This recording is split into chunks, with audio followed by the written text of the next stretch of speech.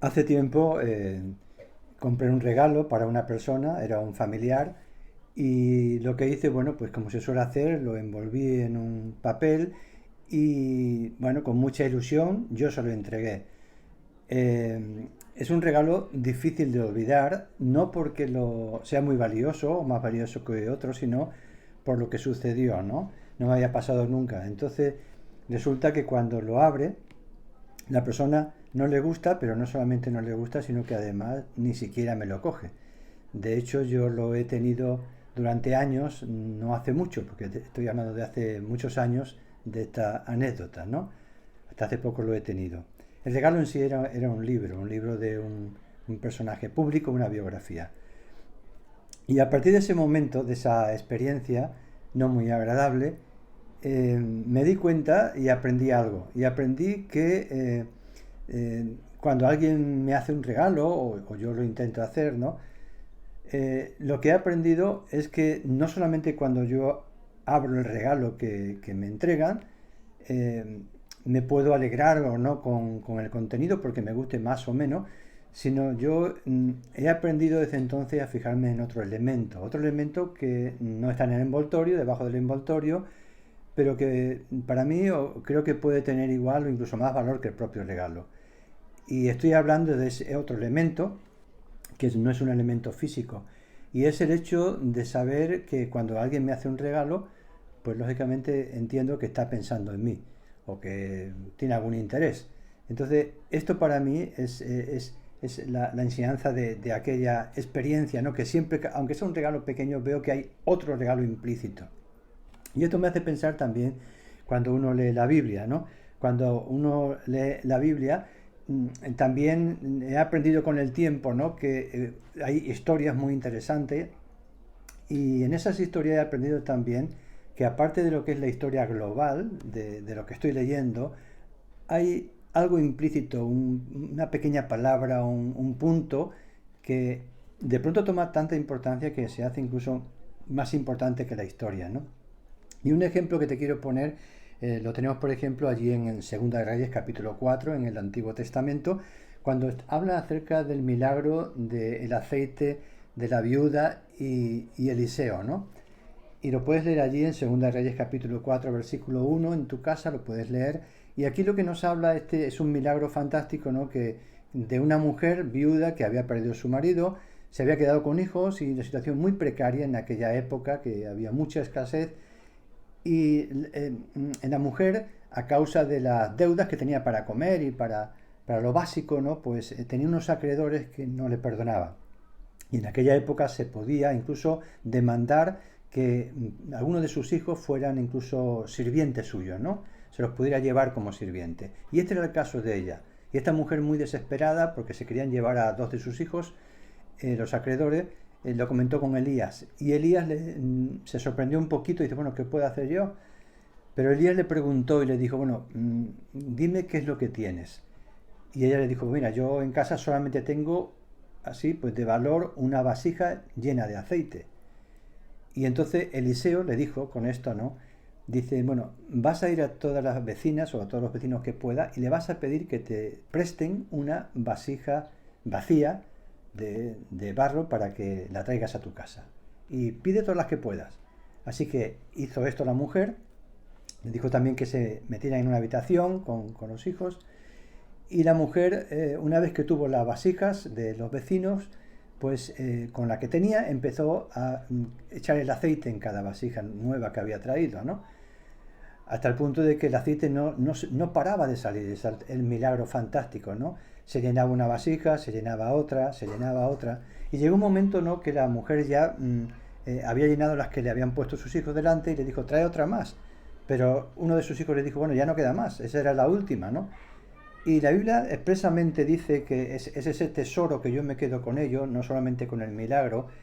Hay una palabra que para mí es tesoro, ¿no? Que es tan importante, que dice la Biblia que en cuanto eh, se acabaron los envases para ser rellenados de aceite, dice literalmente que entonces cesó el aceite de eso. Se cortó ese milagro de seguir recibiendo aceite, ¿no? Y yo espero, ¿no? Que en esta mañana, ¿no? Que estás escuchando esta palabra, porque el milagro es muy importante, pero ese detalle tan importante que se sigue dando hoy, ¿no? Y yo espero que tú en esta mañana tengas un corazón abierto al escuchar la palabra que quiero compartir y que dejes un poco de hueco en tu corazón. ¿Por qué? Porque Dios quiere posiblemente derramar aceite de bendición en tu vida. Dios quiere ayudarte, decirte algo, por torpe que yo sea, ¿no? Pero necesita algo, necesita una vasija que tenga hueco, que tenga espacio. Así que yo te pido que tengas un corazón abierto, que hagas un hueco, ¿verdad? Para que Dios pueda hablarte en esta mañana. Así que saludos de nuevo para todos, un abrazo y deciros que si Dios lo permite, pues el próximo domingo, que ya es el primer domingo de septiembre, empezaremos las reuniones presenciales. Así que si Dios quiere nos podremos ver el próximo domingo día 5 de septiembre. Será a las 11:30, habíamos tenido a las 12 de la mañana, pero recordar que será como era antes también, el domingo próximo día 5 a las 11:30 de la mañana habrá la reunión en el templo física, ¿no? Y luego también recordar, como estamos anunciando, ¿no? Que al siguiente domingo, el domingo 12 creo que es también de septiembre, nos visita nuestro hermano Raúl Abraham y su esposa Ruth. Ellos vienen de Madrid, hacen ese viaje para estar con nosotros y ellos compartirán también en la iglesia, si Dios lo permite, el último capítulo de esa serie que ha estado compartiendo prácticamente durante gran parte de la pandemia, que es ¿qué provecho tiene? ¿No? Y está basada en el libro de Eclesiastés. Así que ese domingo 12, si Dios lo permite, estarán con nosotros y podremos también seguir disfrutando de la palabra que Él tiene para compartir con nosotros. Estamos dando en estos días, como sabéis, la serie de Una Iglesia Fiel. Una iglesia fiel, cuando hablamos de una iglesia fiel, lo he dicho, no hablamos de una institución, hablamos de personas, porque las iglesias están compuestas por personas. Una cosa es la institución y otra cosa son lo que es la iglesia en sí. La iglesia son personas, aquellos que creen en Jesús en cualquier parte del mundo, ¿verdad? Y que se congregan y tienen comunión unos con otros. Entonces ya dimos la primer capítulo, que era en qué se debe ser fiel, ¿no? Puesto que la serie es una iglesia fiel. Hablamos de eso en el primer capítulo, en qué debemos ser fiel. Te aconsejo que lo escuches en YouTube, lo está grabado. Y también la semana pasada Abraham compartió acerca del segundo capítulo, que él hablaba de la serie Buddy a Colosas, también lo puedes escuchar. Y hoy vamos a tratar el tercer capítulo, que le he titulado Tres cosas importantes. Así que espero que tengas un corazón abierto y que puedas también apuntar, ¿no? O tomar nota de estas tres cosas que creo que son importantes y que deben formar parte de una iglesia fiel. La primera de ellas que he puesto es ¿por qué sigo yo a Jesús? Es importante. Esto que parece una pregunta obvia, una respuesta obvia, no lo es tanto, sobre todo cuando uno empieza a mirar la Biblia, ¿no? Porque la respuesta fácil es decir, bueno, pues, ¿por qué voy a ser cristiano? ¿Por qué sigo a Jesús? Sigo a Jesús pues porque Él me salvó, porque Él es el Señor, porque Él es poderoso, porque yo soy cristiano de hace muchos años, etcétera, etcétera. Esta es la respuesta obvia. Pero cuando uno ve la Biblia, ¿no? Y la analiza, se da cuenta de que hay personas, muchas personas también, que seguían a Jesús, pero no tenían clara la motivación. Muchos lo hacían con motivaciones posiblemente honestas, ¿no? De decir, yo sigo a Jesús, pero lo hacían algunos con conceptos equivocados, algunos con inmadurez, algunos con egoísmo, otros simplemente lo hacían bueno, pues por beneficio, lo veremos más adelante, ¿no? Y yo voy a usar muchos textos en la Biblia, en los Evangelios, pero en Juan capítulo 6 lo puedes leer a partir del versículo 26, que es el que voy a leer, pero el contexto de este Evangelio de Juan capítulo 6 nos habla de que Jesús había estado hablando a más de 5.000 personas y en un momento determinado hizo el milagro de multiplicar los panes y los peces, comieron todos, ¿no? Y también Jesús había caminado sobre las aguas, y en ese contexto, en Juan 6:26, nos dice, lo podéis leer, el versículo 22, podéis mirar también, nos dice que Jesús en un momento determinado se marchó y la gente le buscaba. Ni siquiera estaba con los discípulos, ¿no? Y la gente preguntaba, ¿dónde está Jesús? Y ellos se fueron a Capernaum en una barca, pues, entendieron que Jesús estaba por allí para buscarle. Y es interesante en Juan capítulo 6, lo podéis leer, Juan capítulo 6, 25, que le hallaron cuando le estaban buscando en esa zona en Capernaum, y dice que el versículo 25, que hallándoles al otro lado del mar, le dijeron, Maestro, ¿cómo llegaste hasta acá? Y respondió Jesús y le dijo, de cierto os digo que me buscáis no porque habéis visto señales, sino porque comisteis el pan y os saciasteis. Y le dijo Jesús, trabajad, dice, por la comida, no por la comida que perece, sino a la que vida eterna permanece, ¿no? Y le dijo también, dice, el pan de Dios es aquel que descendió del cielo y da vida al mundo. Y ellos le dijeron, todavía estaban en ese concepto, ¿no?, de seguir a Jesús equivocado, que es lo que estoy tratando de explicar, ¿no? Y ellos dijeron, sí, sí, danos de ese pan, ¿no? Pensando que era ese pan que habían recibido en la multiplicación y que supliría sus necesidades físicas, ¿no? Y Jesús les dijo, yo soy el pan de vida. Y ya se quedan ahí, ¿tú eres el pan de vida? Sí, yo soy el pan de vida. Y es lo que Jesús intentaba decirle, que Él no viene simplemente para suplir en un momento determinado, que también Dios provee y suple, pero Él viene principalmente como el pan de vida. Ese pan que dice que el que come de Él nunca más tendrá hambre, ¿no? Y aquel que cree en mí no tendrá sed jamás, ¿no? Y esto es lo que choca contra aquellos, ¿no? Y le hace ver de que su motivación no estaba del todo muy clara, ¿no? Y eran creyentes los que le estaban siguiendo. Y esa tendencia es una tendencia humana que hay en los creyentes, ¿no? Lo vemos con Jesús, pero también lo vemos en la Biblia, en Mateo capítulo 11, acerca de Juan. Juan era una persona, un profeta, un gran profeta de Dios, y era un hombre que era típico porque vivía en el desierto, aislado, con un manto de pelo de camello, y bueno, pues era una persona que era dura a la hora de hablar, y tenía muchos detractores, ¿no?, por diferentes causas, uno porque él declaraba el pecado y otro por otro tipo de cosas, ¿no? Y también Jesús, sabiendo este pensamiento de la gente acerca de Juan el Bautista, él les dice esto, ¿no? Y lo dice por este motivo. Dice Juan capítulo 11, versículo 8, dice, ¿qué salisteis a ver? Refiriéndose a Juan, ¿a un hombre cubierto de vestiduras delicadas?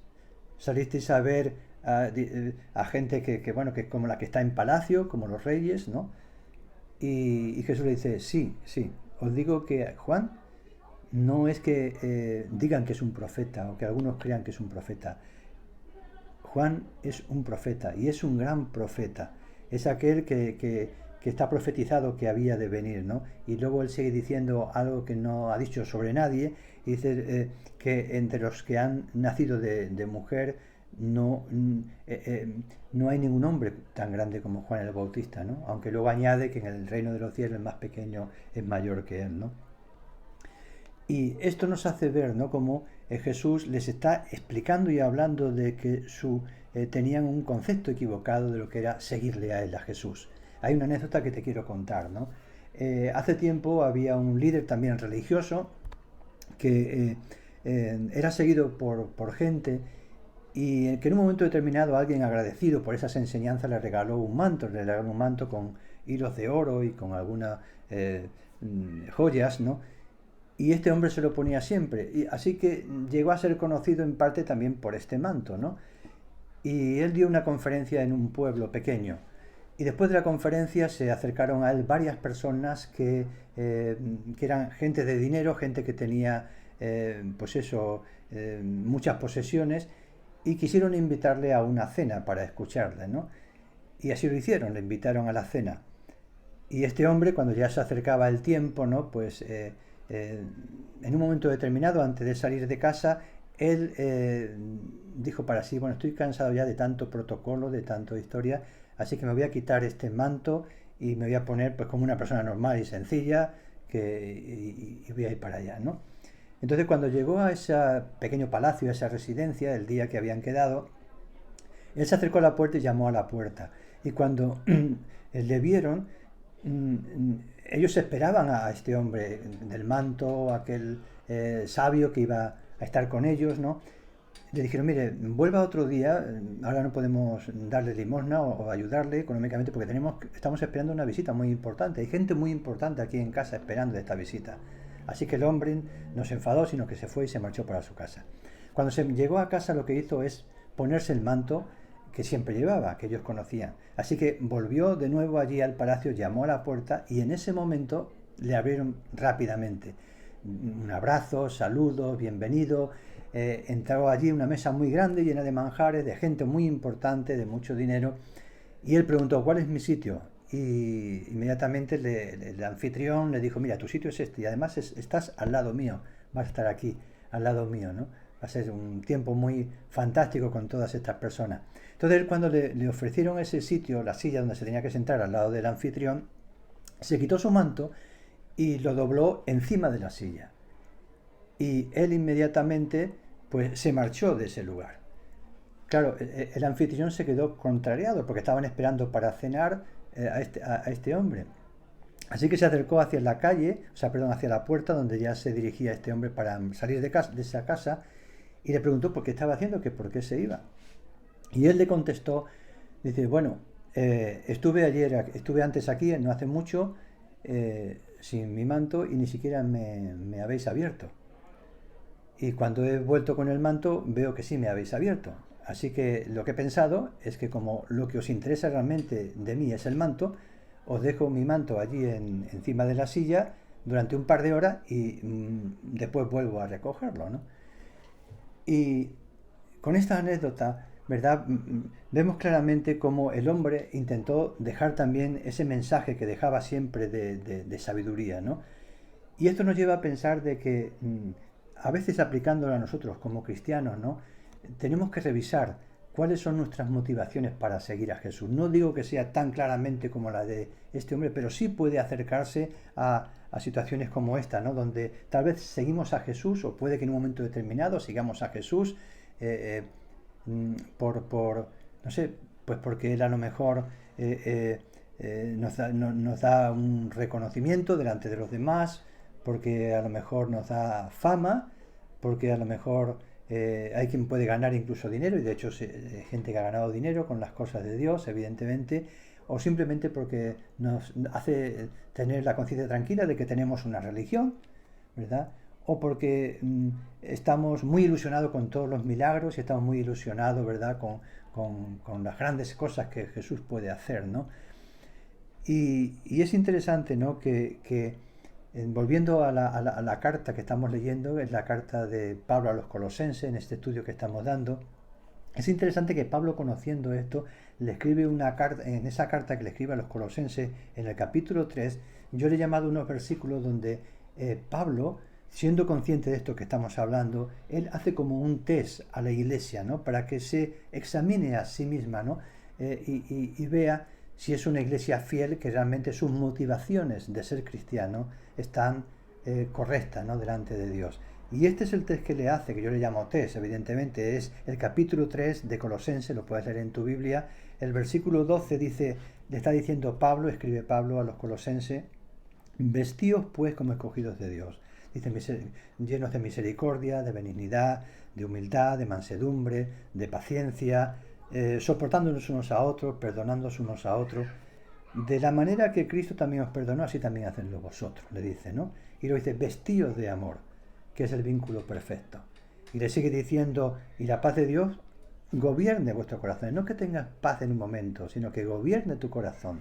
Y le sigue diciendo, la palabra de Dios more en abundancia. No que conozcas o leas un versículo, sino que more dentro de tu corazón, que forme parte de ti, no que lo sepas de memoria y esté en tu mente, sino que more en tu corazón abundantemente. Dice, todo lo que hacéis, además, no hacerlo para que os vean, sino hacerlo como para mí, como para Dios, ¿no? Como para Cristo, no para Pablo, ¿no? Y es interesante que lo que le está diciendo es que cuidado con esa tendencia, y le habla de la analogía del vestido, como hemos hablado antes, porque él le habla de que hay un vestido que es el auténtico y no es el que tenemos, la moda que podemos usar, que está muy interesante, sino es un vestido que es el que a Dios le interesa y que nunca pasa de moda, porque son principios eternos. Estos principios, esta analogía del vestido que le hace Pablo, nunca va a pasar de moda, porque esos son principios eternos. Y es interesante, son principios del reino de los cielos. No pasará, será ahora sí y será dentro de cuando Dios venga, y lo eran hace 2000 años. Entonces es interesante, también me llamó la atención en ese capítulo, en Colosenses también 4, cuando Pablo escribe esto, lo puedes leer en tu Biblia, Colosenses 4:16, le dice, cuando esta carta la hayáis leído vosotros, a los colosenses, haced también que sea leída en donde están en la Odisea, los laodicenses, ¿no? Y la que he enviado a los laodicenses, también que la leáis vosotros.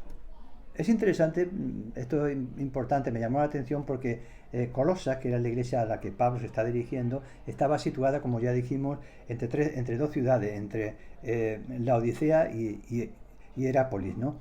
Y entonces es interesante que Pablo está diciendo, esta carta que estáis leyendo, este test que le llamamos nombre de test, no es solo para vosotros, sino también para la iglesia de la Odisea, así que se la pasáis a ellos para que ellos también la lean. Y además la que ellos han recibido, que habrían recibido otra, también leerla vosotros. Evidentemente esa no la tenemos porque Pablo escribió muchísimas cartas, me imagino, pero tenemos solamente algunas de ellas. Pero es interesante que esto nos hace ver que esta carta y esto que acabamos de leer no son para los colosenses, son para ti, para mí, para todos los cristianos. Y es una oportunidad, ¿no?, para que nosotros este test lo analicemos. Yo te pido que tú lo analices personalmente, no tienes que hacerlo ahora rápidamente, sino que cuando estés delante de Dios analice, ¿verdad? Cuando pienses en esta pregunta de este enunciado que te he dicho, de este primer punto, ¿no? ¿Por qué estoy siguiendo a Jesús? Ahora le encontrarás sentido a esta pregunta. ¿Por qué estoy siguiendo a Jesús? Solo tú lo sabes y tú tienes que analizarlo, ¿verdad? Y este test tenemos que pasarlo también, compartir la palabra con otras personas, y me lleva al segundo punto. El segundo punto que he puesto aquí, de las tres cosas importantes, es no solamente que nos preguntemos por qué seguimos a Jesús, sino la segunda es, somos sembradores, no somos conquistadores. Como cristianos, Dios nos manda a ser sembradores, no conquistadores. Y esto, que parece que no tiene mucho sentido, a veces se usa conquistar, cuidado, porque esto nos lleva a veces a que pensamos que podemos conquistar una ciudad, podemos conquistar un país, ¿verdad? Con esa mentalidad. ¿Y cuál es la posición de Jesús? Cuando leemos en Mateo capítulo 4, en otros evangelios también está, Jesús habló acerca de la parábola del sembrador. Y Jesús dice en la Biblia, en en Marcos 4, versículo 1, que Jesús se sentó allí junto al mar, se puso encima de una barca, porque en la orilla había tanta gente, había muchísima gente, que era imposible, ¿no?, que pudieran también estar en las barcas en el mar, y estaban en la tierra. Pero Jesús se acercó, se puso en una barca en la orilla, ¿verdad?, para que todos pudieran escuchar, ¿no? Y él le dijo, y le dijo así, dice que el versículo 2, que le decía acerca de lo que era la doctrina, ¿no? Y le decía, he aquí un sembrador salió a sembrar. Y hay parte de la semilla que cayó en el camino, otra cayó en piedras, otra cayó en espino y otra cayó en buena tierra. Y todos sabemos lo que significa esto, ¿no? Luego lo explica, qué significa esa semilla que cae en piedras junto al camino, o que cae en espino, ¿no? Y el versículo 14 de esto que está hablando, él añade, para que no quede ninguna duda, y él dice, el sembrador, cuando yo hablo de sembrador, dice, es el que siembra la palabra. Así que tú y yo, según Jesús, somos llamados no a ser conquistadores, porque no somos conquistadores, somos sembradores. Y somos llamados a sembrar. Nosotros no podemos conquistar que alguien acepte a Jesús. Podemos sembrar la semilla y que esa persona luego, si es tierra buena o si es tierra con piedra, eso ya no está en nuestras manos, como tampoco estaba en manos de Jesús, que era el maestro. Él no podía obligar a la gente a que creyera, y así fue lo que pasó, ¿no? Y por eso especifica que hay una parte de la tierra que es la que también tiene que responder a esa semilla. Así que somos sembradores. Por eso Jesús no luchó contra los celotes, que era aquel grupo de judíos, ¿no?, que en aquel tiempo reivindicaban la independencia de Judea, ¿no?, en contra de los romanos. Incluso eran violentos contra los romanos, porque políticamente ellos defendían su independencia. Ni tampoco, cuando le dijeron si era lícito dar tributo a César, se metió en ese conflicto, sino que con sabiduría dijo, a César lo que es de César y a Dios lo que es de Dios, ¿no? Entonces es interesante que Jesús no viene para conquistar con una espada, sino Él viene para sembrar una semilla. Y un ejemplo que lo podemos entender, si una persona intenta que su novio, su novia o que esa otra persona le ame, porque quiere que le ame, es imposible. Esa persona puede fingir que le ama para conseguir cosas, ¿no? Dinero, pueda conseguir, pero no se puede forzar. Eso necesita sembrar confianza en esa persona, sembrar que es una persona honesta, que tienes temor de Dios, y con esa semilla es posible que surja ese amor, ¿no? Pero tú no puedes forzar esto, ¿no? Es por eso que no sirve de nada, ¿no? Que nosotros vayamos con una espada, ¿no? Queriendo conquistar pueblos y ciudades, ¿no? Nosotros lo que hacemos es sembrar en los pueblos y en las ciudades, ¿no? Y luego el crecimiento y lo que suceda lo da Dios, ¿no? Y si uno piensa en la analogía de lo que es la guerra, conquistar, uno piensa en Alejandro Magno, uno de los grandes conquistadores, ¿verdad?, de la historia de la humanidad, ¿no? Como él iba con sus ejércitos cada vez mayor, porque iba conquistando más tierra y más tierra. En su época fue de los grandes conquistadores, que conquistó incluso Egipto, ¿no? Eh, y lo que hacía es que su ejército iba en contra de esos terrenos y ellos con su gran ejército ocupaban, ¿no? Y subyugaban a los demás. Pero un sembrador no es así. Un sembrador no llega a la tierra que tiene y ordena a la tierra que crezca patata o que crezcan melones. No hace eso. No puede ordenar por mucha autoridad que tenga el sembrador. El sembrador lo que hace, a diferencia de Alejandro Magno, es sembrar. Y sembrar buena semilla, porque si siembra mala semilla tampoco va a salir. Y una vez que siembra la semilla tiene que esperar. Esperar, ¿verdad? Que la lluvia, el sol, cuidar la tierra, ¿verdad? Pero tiene que esperar. Y entonces, estos somos nosotros, somos sembradores. Es lo que Jesús nos vino a llamar, a ser sembradores. Así que es importante que nosotros tengamos claro esto también, que una iglesia fiel no es una iglesia que va obligando a la gente, arrasando con la gente como hizo Pedro con la espada, ¿verdad? Somos sembradores y tenemos que sembrar. A veces llorando, a veces contento, no contento, pero sembrar, porque la semilla lleva fruto, ¿no? Puede llevar más, menos, y si no lo lleva tampoco es responsabilidad nuestra, porque Dios nos llama a ser sembradores. Y el último punto que quiero dejarte, importante también, creo que es importante, que a veces podemos también pensar erróneamente. Hablamos de una iglesia fiel y yo lo que intento son 3 principios importantes para que seamos una iglesia fuerte y fiel, ¿no? Con la ayuda de Dios, evidentemente, no con nuestra fuerza. Es que cuando estamos hablando de seguir a Jesús y ser creyente, y que decimos, bueno, la salvación es gratuita y todo esto, tenemos que tener claro que hay un precio, que hay que pagar un precio. Seguir a Jesús, ¿verdad? Es un precio, hay que pagar un precio y uno tiene que pensar si está dispuesto a pagar ese precio. Que nadie te cuente historia que uno es fiel por inercia, porque bueno, que es muy bonito. Hay que pagar un precio. De hecho, cuando pensamos en la cruz, que somos perdonados gratuitamente por la gracia de Dios, por Jesús, podemos pensar, yo no he pagado nada para ser salvo, no es por obra, es por gracia, pero pensemos que esto es porque Jesús pagó un precio muy alto, lo decía la semana anterior, ¿no? Entonces hay un precio en la salvación, claro que lo hay, simplemente que lo ha pagado Jesús por ti, pero hay un precio. Y el segundo concepto también es que para seguir a Jesús como discípulo, ¿verdad? También hay un precio. No hablo de salvación, hablo de seguir a Jesús. Y si alguien te dice otra cosa, te está ocultando parte de la Biblia. Entonces es importante, para que no nos sorprendamos, ¿no? Cuando vienen dificultades o cuando vienen momentos, tormentas o vienen dificultades, que Jesús no nos engañó. Él dice, en Mateo capítulo 16, en ese contexto donde Pedro le está diciendo, es interesante, me gusta este contexto, en Mateo 16, 23 y 24, porque ahí aparecen las dos cruces, ¿no? Por decirlo de alguna manera. Jesús le está hablando a los discípulos de que Él tiene que morir en la cruz. Ellos no lo entienden, como estaba comentando antes. Muchos le seguían, pero no entendían claramente qué era seguir a Jesús, ¿no?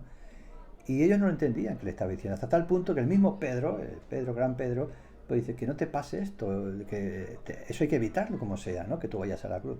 Y Jesús le dice, apártate de mí, Satanás, porque no pones la mira en las cosas de Dios, ¿no? Sino en la de los hombres. Le está diciendo Pedro de alguna manera que Jesús no tome su cruz, porque esa es la cruz de Jesús, la cruz del Calvario.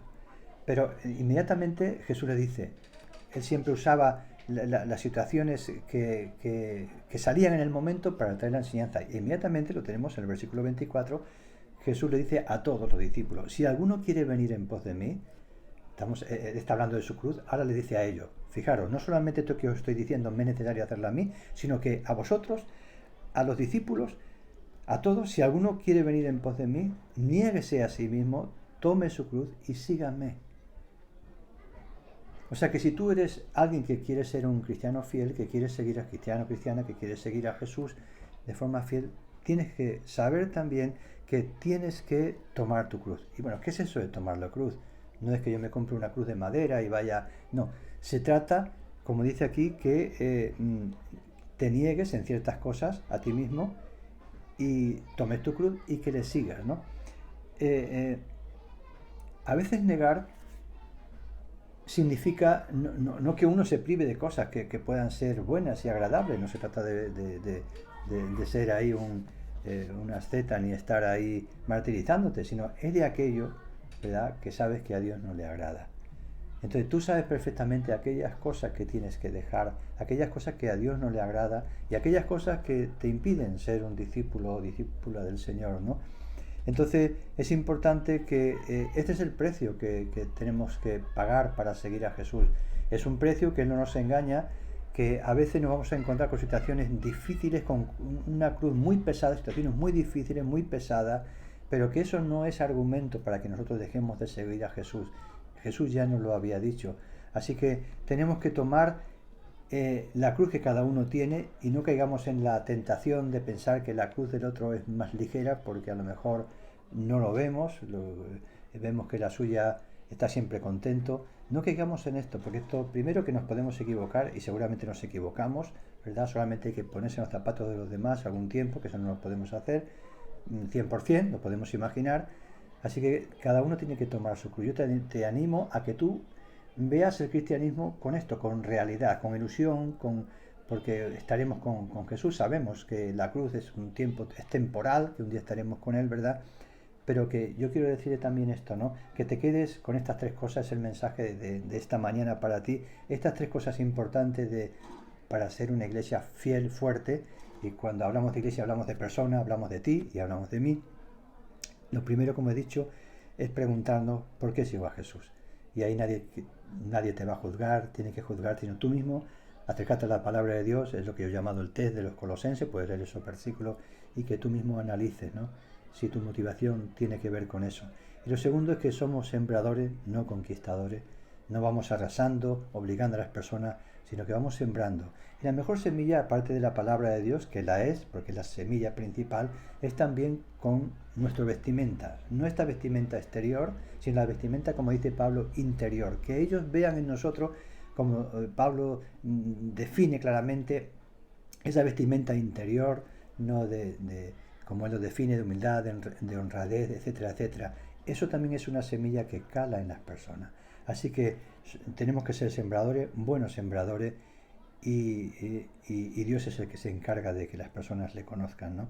Y el último punto es eso, ¿no? Negarnos a nosotros mismos y tomar nuestra cruz. Así que estos son tres puntos que hay que decirlo, hay que hablarlo, ¿no? Porque la palabra de Dios no es para vender un mensaje fácil, porque en realidad Dios no busca adeptos. Es interesante, y termino con esto, cuando he hablado de Alejandro Magno, ¿no? Cuando uno ve las grandes civilizaciones, potentes civilizaciones que ha habido en la historia, babilonios, sirios, egipcios, romanos, griegos, ¿verdad? Uno se da cuenta que muchas de ellas ya prácticamente no están, esas grandes civilizaciones. Siguen existiendo esas naciones o esos países, pero no son grandes civilizaciones. Y uno se da cuenta, ¿por qué? Porque en realidad uno puede conquistar algo o mucho territorio por la fuerza por un tiempo. Pero en cuanto viene otro ejército más fuerte, pierdes esa conquista. Pero por eso Dios no quiere sencillamente conquistar una iglesia que hoy sí, mañana no. Dios quiere conquistar los corazones. Y cuando Dios conquista tu corazón y mi corazón, ya da igual lo que venga. Tu corazón es de Jesús, tu corazón es de Él. No importa si te ofrecen mucho dinero, si te ofrecen o vienen cosas fuertes que te atemorizan. No se trata de que venga un ejército más fuerte, se trata de que tu corazón ha sido conquistado por Jesús. Y esa es, digamos, la mayor garantía de que nadie te puede arrebatar del reino de los cielos, porque Jesús está más interesado que tú mismo en que no te apartes de Él, en que le sigas hasta el final de sus días. Así que, de alguna manera, ¿verdad? Eh, eh, recordaba también una frase que tenía apuntada la había escuchado hace poco de el pastor y doctor Pablo Martínez. Decía: el evangelio debe ser positivo y no impositivo, ¿no? Así que somos llamados a sembrar, a exponer la palabra de Dios, ¿no? Y es otra forma de conquista, pero es una conquista de dentro, del corazón. Así que Dios quiera que te haya aportado algo de aceite en esta mañana, y esa es mi oración para ti y mi deseo. Recibe un fuerte abrazo y, si Dios lo permite, nos veremos pronto. Dios te bendiga.